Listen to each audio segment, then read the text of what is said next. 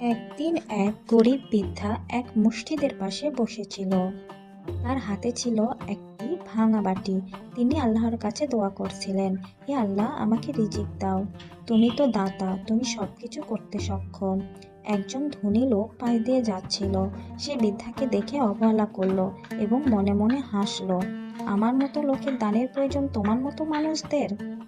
এরপর সেই ধনী লোক নিজের কাজে ব্যস্ত হয়ে গেল।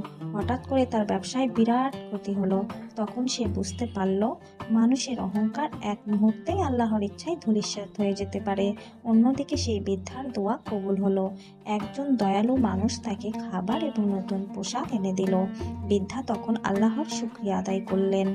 এই গল্প থেকে আমরা শিক্ষা পেলাম, আল্লাহর ওপর তাওয়াক্কুল করলে তিনি আমাদের জন্য সব কিছু সহজ করে দেন। অহংকার থেকে দূরে থাকা উচিত, কারণ সবকিছুই আল্লাহর হাতে।